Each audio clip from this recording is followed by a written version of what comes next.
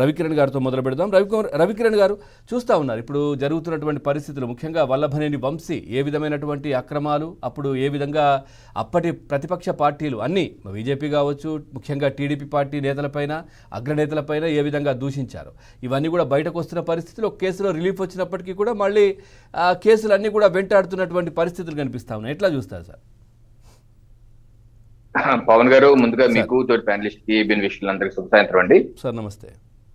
ఇప్పుడు వల్లభనేని వంశీ గారి విషయంలో అండి, ఇప్పుడు రాజకీయాల్లో విభేదాలు ఉండొచ్చు, భిన్న అభిప్రాయాలు ఉండొచ్చు, భిన్న కోణాలు ఉండొచ్చు. అంతేగాని జుగుప్సాకరమైనటువంటి భాష మాట్లాడటం, పుట్టుకల గురించి మాట్లాడటం, తల్లుల గురించి మాట్లాడటం, ఇది సభ్య సమాజం క్షమించదండి. నాకు తెలిసి వల్లభనేని వంశీ తల్లి గారు కూడా క్షమించరు. ఏ రకంగా నారా లోకేష్ గారి పుట్టుక గురించి మాట్లాడిన మాటలు, అతను below the belt, lowest of the lowest, ఒకటి కాదు, 2 సార్లు కాదు, పదే పదే మాట్లాడి రాజకీయాల్లో ఎంత నీచమైనటువంటి సంస్కృతి నాయకులు ఉంటారా, ఏంటి కర్మ అని రాష్ట్ర ప్రజానికం వల్లభనేని వంశీ గారి కన్న తల్లి కూడా చిత్రించుకుంటారు అంటారు. ఏమాత్రం అతిశక్తి, ఏ తల్లి కూడా అటువంటి వ్యాఖ్యల్ని ఒప్పుకోరు, సహించరు, వినరండి. అటువంటి దారుణమైన పని చేసిన వల్లభనేని వంశీ గారికి చట్టపరంగా ఎంత శిక్ష పడ్డా తక్కువేనండి. సమాజ పరంగా కూడా, సమాజ బహిష్కరణ, చట్టపరంగా శిక్ష తప్పదు. ఈరోజు కళ్ళబుల్లి కబుర్లు ఎందుకు చెప్తున్నారు జగన్మోహన్ రెడ్డి గారు, ఈ బ్యాచ్ అంతా? వల్లభనేని వంశీ గారు అందగాడు కాబట్టే కేసులు పెడుతున్నారు అంటారు జగన్మోహన్ రెడ్డి గారు. అందగాడా మందగాడా? మరి మీరెందుకు కేసులు పెట్టారు జగన్మోహన్ రెడ్డి గారు? అంటే అందగాడ అంటే చంద్రబాబు నాయుడు గారి కంటే అందంగా ఉన్నారు, ఈ ఈర్ష్యతోనే కేసులు పెడుతున్నారని ఆయన మాట్లాడింది. అలాగే పోనీ మీరు కూడా అదే ఇష్టం కేసు పెట్టారా జగన్మోహన్ రెడ్డి గారు? ఎందుకంటే ఈ రోజు ఈ క్షణంలో రిమాండ్ ఏ కేసులో ఉన్నారు ఆయన? బాపులపాడు సంబంధించిన నకిలీ పట్టాల కేసు. అది ఎవరు పెట్టారా కేసు? మీ ప్రభుత్వం కాదు జగన్మోహన్ రెడ్డి గారు. ఇది 20 అక్టోబర్ 2019 ఆ రోజు మీరు కేసు పెట్టినప్పుడు ఆంధ్రజ్యోతిలో వచ్చినటువంటి కథనం ఇది. మీరు పెట్టారు కేసు. బాపులపాడులో నకిలీ పట్టాలు ఇచ్చారు, బాపులపాడు మండలంలో పేదలకు నకిలీ పట్టాలు పంపిణీ చేశారని ఆరోపిస్తూ పోలీసులు ఆయనపై కేసు పెట్టారు. గన్నవరం టీడీపీ వల్లభనేని వంశీపై కేసు నమోదు.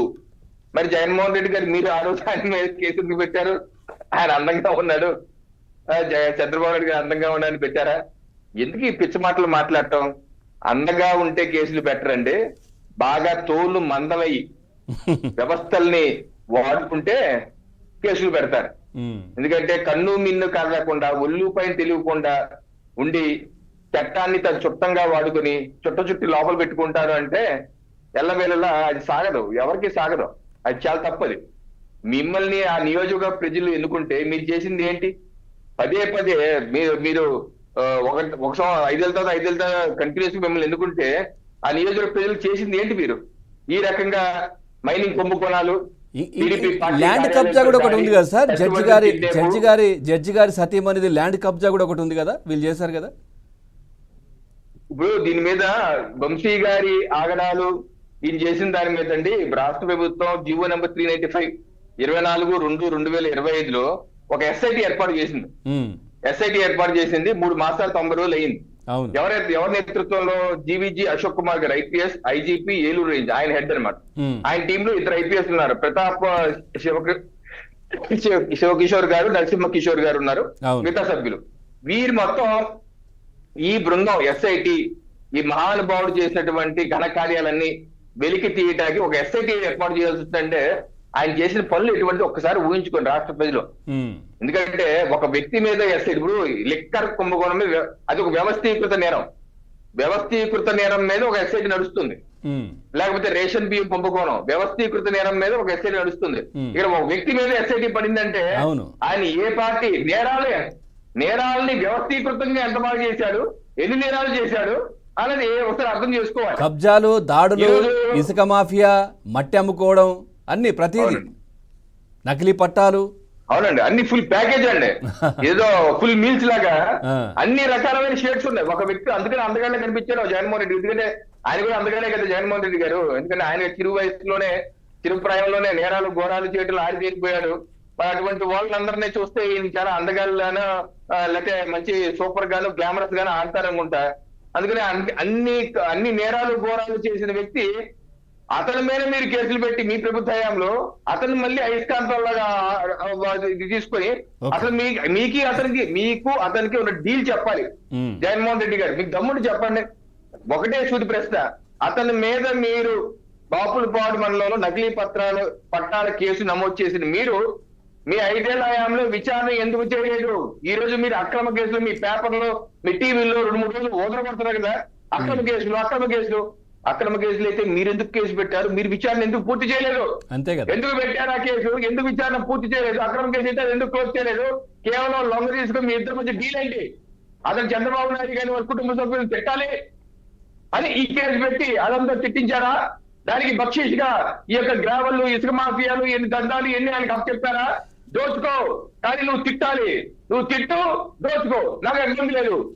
నువ్వు తిట్టకుండా దోచుకుంటే మాత్రం నేను ఊరుకోను అన్న డీల్ మీరిద్దరు కుదిరిందా? ఇది బయటికి రావాలి. తప్పనిసరిగా ఆ రోజు వస్తేనే బయటికి వస్తారండి. Right sir. శ్రీరామ్ గారు జాయిన్ అయ్యారు. శ్రీరామ్ గారు నమస్కారం. నమస్తే అండి సార్, ఏం సార్ ఎట్లా చూస్తారు? ఇప్పుడు వంశీకి సంబంధించినటువంటి అంశం జరుగుతూ ఉంది. సో ఇక్కడ ఏమైనా సింపతి గెయిన్ చేసేటట్టు అనిపిస్తోందా వాళ్ళు? ఎందుకంటే ఆయన ఏదో బాలేనట్టుగా బయట నడవడం, ఏదో ఇబ్బంది పడుతున్నట్టుగా ఉండడం, ఆయన అన్న మాటలన్నీ కనిపించట్లేదు. ఆయన ఇబ్బంది పడుతున్నదే బయటకు వీళ్ళంతా హైలైట్ చేసే ప్రయత్నం చేస్తూ ఉన్నారు. ఎట్లా ఉంది సార్ ఈ వంశీ అరెస్టులు, ఈ కేసులు? ఇప్పుడు కొత్తగా వైసీపీ హయాంలో పెట్టిన కేసే ఇది. ఇందాక రవికిరణ్ గారు చెప్పినట్టుగా నకిలీ పట్టాలకు సంబంధించి ఇవన్నీ కూడా. సో ఇప్పుడు దర్యాప్తు చేస్తూ ఉంటే వాళ్ళకేంటి ప్రాబ్లం? అంటే వైఎస్ఆర్సీపీకి సంబంధించిన మీరు ఏ కేసులు తీసుకున్నా కూడా, మీరు గతంలో నుంచి తీసుకుంటే ఎప్పుడు ఏ కేసు తీసుకున్నా కూడా సింపతి కోసం ఆయన వర్కౌట్ చేస్తున్నదంతా కూడా వైసీపీ